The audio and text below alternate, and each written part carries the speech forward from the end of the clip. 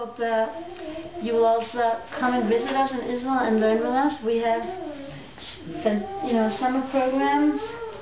That is, women rebuild the Mikdash.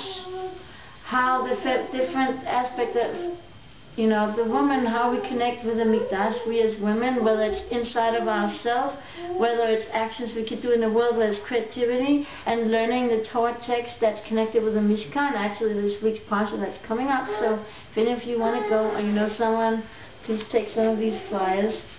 And if you also want to donate to my school, I very much appreciate it too, because we have a lot of visions of what we can accomplish if we work together in partnership.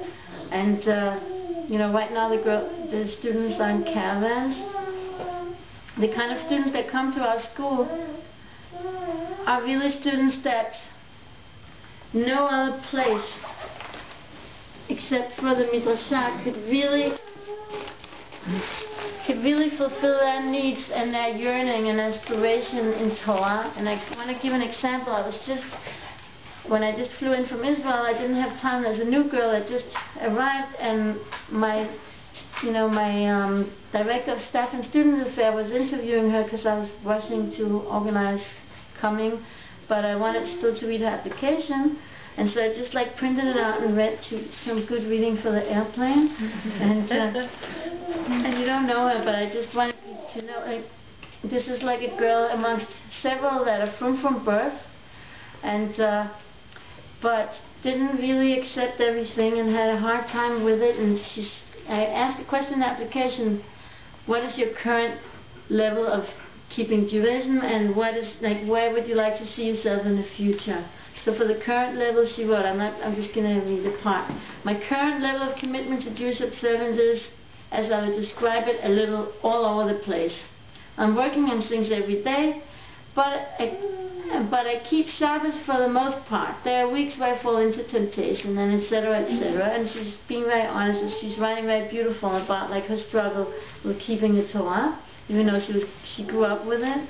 And then she writes in the end, and you would think that I wrote it for fundraising purposes, but I really didn't. I promise you, I didn't even know. It was just from Hashem that I brought it with me. But she writes like this, what she wants for the future. I want to live a holy life and never take for granted what I have.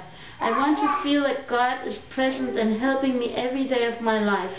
I want to be able to see God in everything and everyone around me. I want to make the strong spiritual connection I have into more than just a feeling, but a way of life. Because a feeling is easier to ignore and forget about when I'm not feeling it. But a way of life means surrounding myself with this feeling every second of every day. This is how I see myself in the future.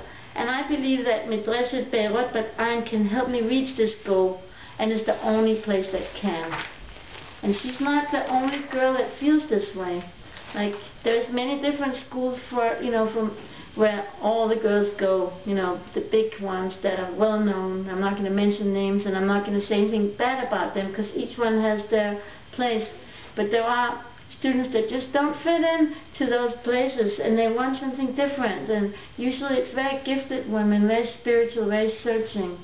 And many, if it wasn't for the Midrashah, Midreshet Be'erot Bat Ayin, they may not be today, religious. They may not be today, we have our first alumni student now has 7 kids, Kenanaha. It's been 12 years. And it's not been easy to, I didn't know what I was getting into, really. It's just only with Hashem's help and with all of yours help that it still keeps going. Every second year, I want to close it down and then go get a PhD or just have a normal life. So how would you describe yours as different? That a woman like this, what does she see in it that she'd be able to grow from? So one thing is that it is on the land. It's not in a city, and it's in a really beautiful spiritual setting. It's also really the feminine. We believe it's the feminine way of learning Torah. Because all the yeshivas for women, it's most of them just copy how some of them really copy how the men learn, and just sit there with the books only. We incorporate more creative ways like Kinneret, mentioned. Because really the woman is a creator. She's a creator of life, and Torah, women's Torah has to be creative Torah. And it's not like we don't sit with the books. We do, but we try to keep the balance. We have something for the body, for the soul, and for the mind. We have yoga, and we have gardening. We have a greenhouse. Women cook, take turns cooking. That's part of the experience of learning Torah, to bring Torah into every day of This is one of the things we used to say, where holiness permeates everyday life, not just like you're just learning in the books, and then you get married, and all of a sudden, like, you can't do that, and then what? Like, our school is really also preparation for how to raise families in a Torah way, in a holy way. It's hands-on. Yeah. I remember reading Rebbe's cookbook. It's not published yet? So my cookbook, I have a manuscript almost done. It's not just a cookbook. It's really like it's Torah teachings on nutrition and health. And there was some very wholesome recipes, because it's the mitzvah to keep healthy, and this is like very much a woman's Torah to learn how to express that and to act that. So I'm looking forward to being able to publish that book. B'ezrat Hashem, it was a lot to publish this one, so the new one has got to be done differently. And if anyone wants to partner with me in any way, whether in dedication of the book or in helping get a publisher, because I just don't have time to deal with getting the publishers to, I can write a letter of proposal and I can write the book, and that also is a lot, but I'm looking for anyone who want to help get that second book out, because I think it's really something that's needed in the world. So thank you.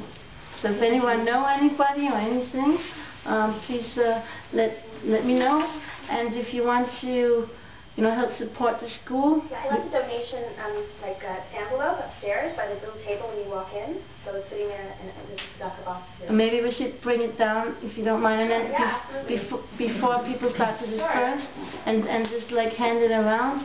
And I want to also say, if you buy the book, and it's also can considered MISA money, like donation, because all the money goes to the school. And if you want to buy a few, that would be a very nice way of supporting the school, and you could also give it as gifts to friends. It makes a beautiful Shabbos reading, and it's easy to read. And I think everyone who bought the book really, not just because I wrote it, I know what it is, but they really gave me such good feedback on it. Can you say a few words about the book?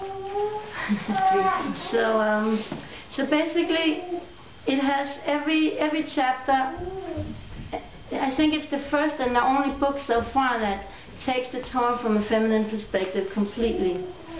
And every single parsha has something about either a woman or a feminine aspect that is like a lesson, and that also can be a practical lesson, but a very spiritual lesson, and it's based on really a wealth of commentaries. If you look in the back, you will see I gave also a biography of all the commentaries that's used.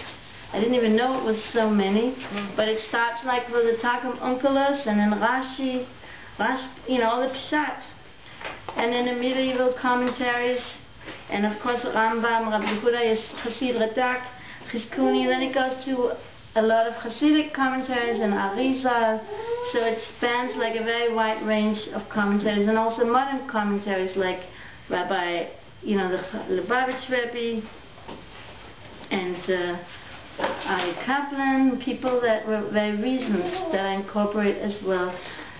So that, and the good thing about it is for each parsha, there's just two or three pages that you could just you could read it in 15 minutes, or maybe if you're a native Canadian or American in 5, and and get like a lesson that's useful, that can give you Dvar Torah, the Shabbat table, and that also can really like help reframe the role of women and see like behind the surface and see the hidden power of the feminine aspect.